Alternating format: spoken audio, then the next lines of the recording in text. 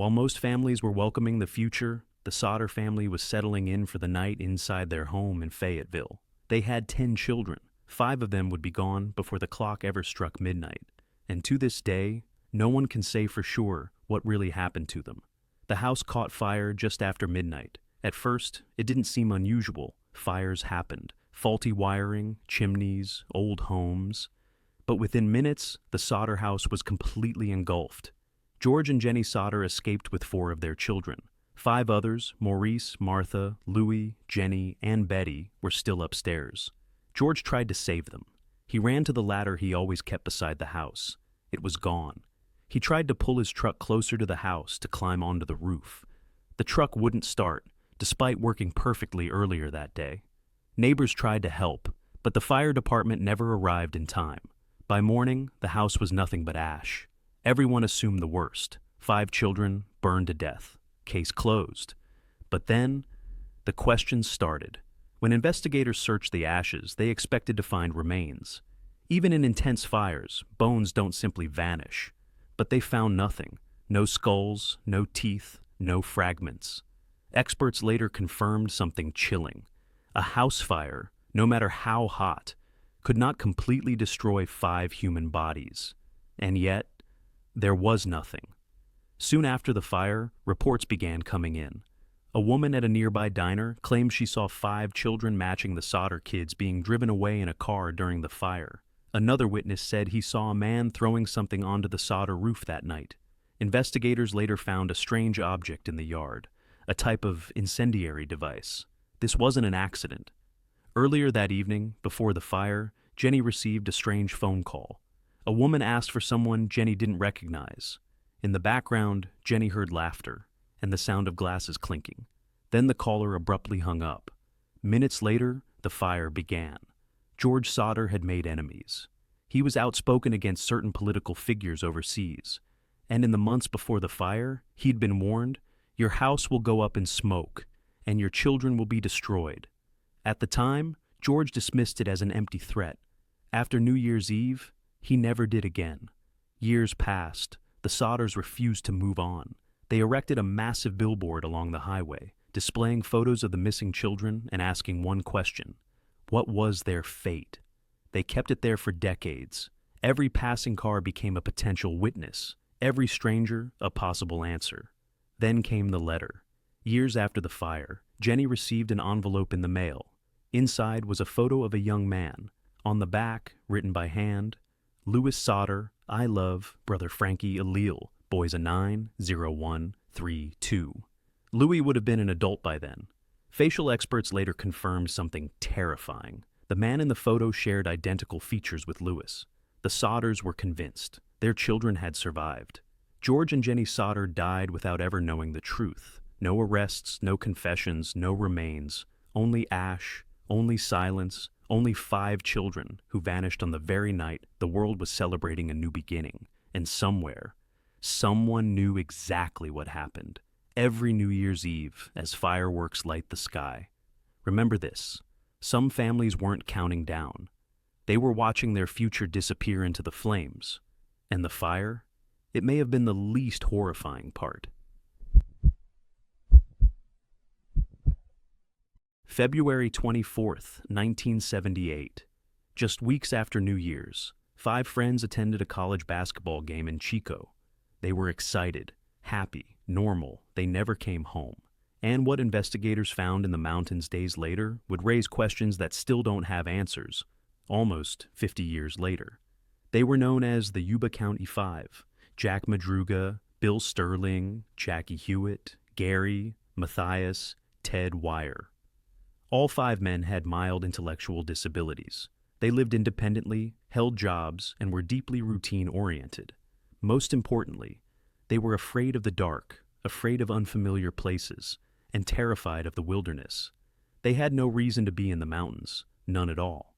After the game, instead of driving south toward home, their car went east, straight into the Plumas National Forest, into snow-covered mountain roads, into isolation, into temperatures below freezing.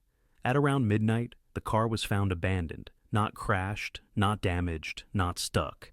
It had fuel, The doors were unlocked, the keys were missing, and the men were gone. Search teams noticed something strange immediately. The car could have been driven out. There was no mechanical failure. Yet, it sat there, as if the driver had simply stopped and walked away. Footprints led into the snow, 5 sets. They headed uphill, deeper into the forest. Days later, a witness came forward. A man named Joseph Shones claimed that the same night the men vanished, he suffered a heart attack on that road. While lying in his car, he said he saw a group of men with flashlights, a woman holding a baby, one man shouting for help. Then, silence. No one ever identified the woman, or the baby, or explained why they were there.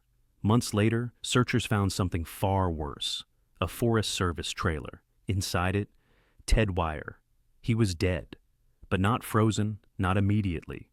Ted had survived weeks. There was food inside the trailer, enough to last a year, canned goods, matches, heating equipment, but Ted had starved to death. He lost over 100 pounds. His beard had grown long. He had wrapped himself in sheets for warmth.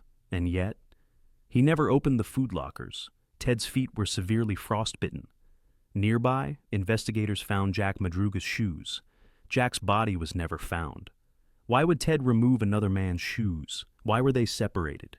Why did no one leave the trailer to get help when a road was just miles away? Eventually, remains of Jackie Hewitt were found between the car and the trailer. The other two, Gary Mathias and Bill Sterling, were never fully accounted for. Gary, the only one without a disability, had military survival training. If anyone could have led them out, it was him. But Gary vanished completely. No remains, no belongings, nothing. Here's what still haunts investigators. These men didn't act like people lost in the woods. They acted like people running from something. They passed shelter, they passed food, they passed warmth. And yet, they kept going. Into the cold, into the dark, into silence. But no theory explains all the evidence, and none explain the woman with the baby. 5 men left a basketball game. They didn't drink, they didn't fight, they didn't plan anything unusual, they just vanished into the mountains. And the scariest part, they survived long enough to know something was terribly wrong. Whatever happened to them, it didn't start in the forest. It started the moment they decided not to go home. Late March, 1922, just months after the new year. In rural Bavaria, near the quiet town of Hinterkaifeck, a family vanished without a sound. No screams, no witnesses, no warning, only footprints leading toward their house, and none leading away. The Gruber family. The farm belonged to Andreas Gruber, his wife Cecilia, their widowed daughter Victoria, and her 2 young children. They lived isolated lives. The nearest neighbor was nearly a kilometer away. And in the weeks leading up to the murders, strange things began to happen. Footprints appeared in the snow. They came from the nearby forest. They stopped at the farmhouse door. They did not leave. Soon after, Andreas reported hearing footsteps in the attic late at night. When he searched, he found nothing. No intruder, no animals. But items began going missing. Keys vanished, tools were moved, doors opened by themselves. And yet, no one ever saw another person. After New Year's, neighbors noticed something off. The family stopped collecting their mail. Days passed, then weeks. But smoke still rose from the chimney. Livestock were still being fed. Someone was alive in that house, just not the family. On March 31st, a neighbor went to check on them. What he found would haunt investigators for decades. Inside the barn, stacked like discarded objects, were the bodies of Andreas, his wife, Victoria, and her daughter. Each had been lured inside one by one. Each had been killed with a mattock, a farming tool similar to a pickaxe. They had defensive wounds. They knew what was happening. Inside the house, in a crib, lay the youngest child, murdered in his sleep. The killer showed no mercy. Here's where the story becomes unbearable.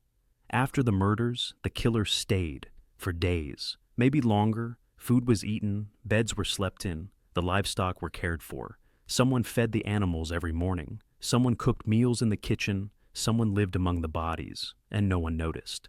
The mattock used to kill the family was found, cleaned, hidden in the house.